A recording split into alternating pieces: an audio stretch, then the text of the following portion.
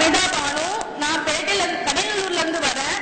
நான் கேட்கக்கூடிய கொஸ்டின் என்னன்னா, இப்போ நான் வந்து பையன் முறையில கல்யாணம் பண்ணுறோம், சிம்பிளான முறையில தான் கல்யாணம் பண்ணுறோம். நம்மளுடைய ஆசைக்காண்டி நம்ம வந்து போட்டோ வீடியோ எடுக்கலாமா? அப்படி எடுக்கக்கூடாதுன்னு நீங்க சொன்னீங்கன்னா இதே எடுக்கிறீங்க கேளுங்க. சரி, என்ன கேட்கறாங்கன்னா, சுன்னத்தான முறையில திருமணம் நடத்துறோம், அந்த திருமணத்தை வீடியோ எடுக்கலாமா அப்படின்னு அவங்க கேட்கறாங்க. அப்ப வீடியோ எடுக்க கூடாது என்று நீங்கள் சொன்னால் இது ஏன் வீடியோ எடுத்துட்டு இருக்கிறீங்க? இந்த மாதிரி பயான்கள்லாம் என்ன செய்றீங்க, வீடியோ எடுக்கிறீங்களா, அதுக்கு மட்டும் என்ன காரணம் அப்படிங்கிறது அவங்களுடைய கேள்விங்க. முதல் விஷயம் என்னன்னு கேட்டா, வீடியோவை பற்றி தனியாக நீங்கள் அதனுடைய சட்டத்தை நீங்க விளங்கிக் கொள்ள வேண்டும்.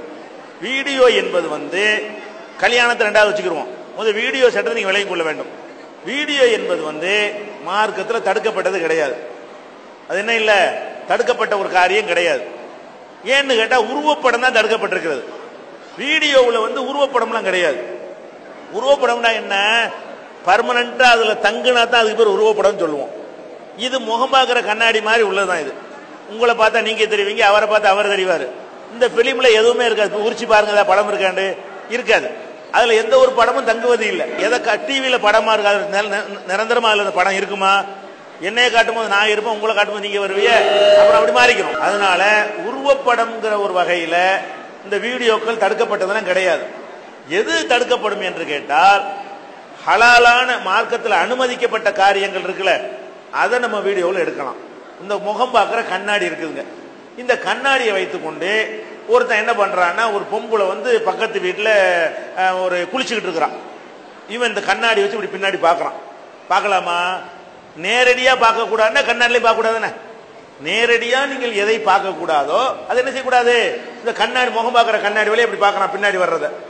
அல்லது ஒரு பொம்பளை தனியா நின்றுட்டு இருக்குது, நேர பார்த்தா மாட்டிக்கிறோம்னு சொல்லிட்டு என்ன செய்யறான், அப்படி கண்ணாடி வச்சுட்டு கண்ணாடி பார்க்குற மாதிரி அங்க உள்ளது பார்க்கறான். இது குடும்ப மார்க்கத்துல இது கூடாது. ஏன் கூடாது?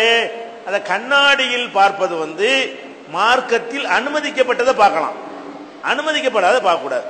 இப்ப வந்து இந்த டிவியில எதுலாம் நம்ம கூடாது தெரியுமா?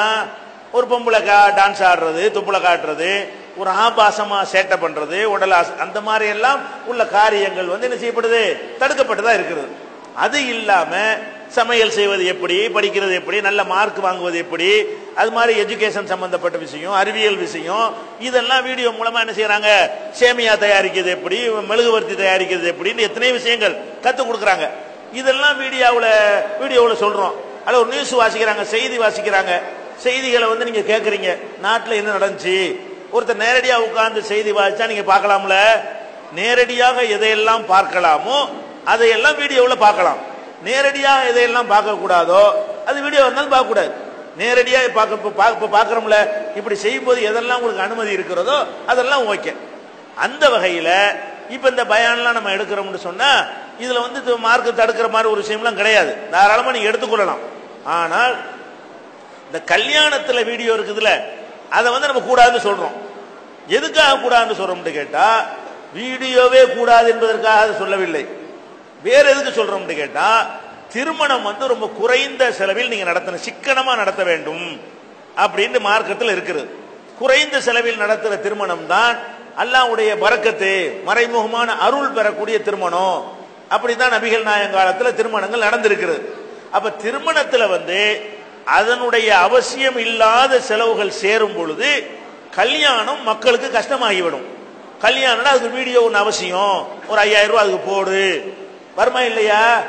பந்தல் போடுறத வந்து பொதுவா வெயிலுக்காக பந்தல் போடுறது தப்பா? தப்பு கிடையாது. கல்யாணத்துக்கு பந்தல் போடுறது தப்புங்கிறோம். ஏன்? கல்யாண செலவுல சேருதுல அதெல்லாம்.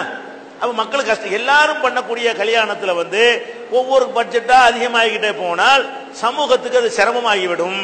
அப்ப கல்யாணத்துக்கு பட்டியல் போடும்போது என்ன செய்வாங்க, பந்தலுக்கு இவ்வளவு, சீரியல் லைட்டுக்கு இவ்வளவு, அலங்காரத்துக்கு இவ்வளவு, வீடியோவுக்கு இவ்வளவுன்னு போடுவாங்களா இல்லையா? அதனால நம்ம என்ன பண்றோம்னு கேட்டா, திருமண மண்டபம் முடிக்கிறது, சீரியல் விளக்கு போடுறது, அலங்காரங்கள் போடுறது, போஸ்டர் அடிச்சு ஒட்டுறது, இதெல்லாம் கல்யாணத்துல பண்ணாதீங்க.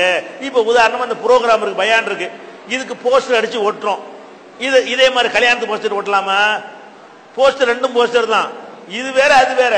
இது வந்து மக்கள் வரணும் என்பதற்கான ஒரு அவசியமான ஒரு ஃபங்க்ஷன். இது நோட்டீஸ் மூலமா அடிச்சு விட்டா தான் பார்த்துட்டு மக்கள் என்ன செய்வாங்க, வருவாங்க. விளம்பரம் அவசியம். கல்யாணத்துக்கு வந்து இப்படி விளம்பரம் பண்ணி ஊரையெல்லாம் கூட்டுன்றது மார்க்கத்தில் உள்ளதா? உங்க சொந்த பந்தத்தை கூட்டி கல்யாணத்தை பண்ணிட்டு போங்க. அப்ப பட்ஜெட் அதிகமாகிறது, கல்யாணத்துடைய செலவு அதிகரிக்கும். அதுக்கு தேவையில்லாத விஷயங்களை எல்லாம் நீங்கள் செய்தால், வெளியில் அனுமதிக்கப்பட்டதா இருந்தாலும் சரி, ஒரு பந்தல் போடுவது பொதுவாக அனுமதி. வீட்டு வாசல்ல என்ன செய்யுது, வெயிலா இருக்கு, நீங்க பந்தல் போடுறீங்க, வெயிலா இருக்கு, வெயில் காலம், வீட்டு வாசல்ல ஃபுல்லா பந்தல் போடுறீங்க, இது யாரா குற்றம்பாங்களா? செய்ய மாட்டாங்க. என் மகளுக்கு கல்யாணம்னு போட்டீங்கன்னு சொன்னா அது உங்களோட நிக்காது. அப்போ ஓஹோ நம்மளும் கல்யாணத்துக்கு பந்தல் போடணும், நான் போடுவேன். அப்புறம் என்னை பார்த்துட்டு இவர் போடுவாரு, இவரை பார்த்துட்டு அவர் போடுவாரு.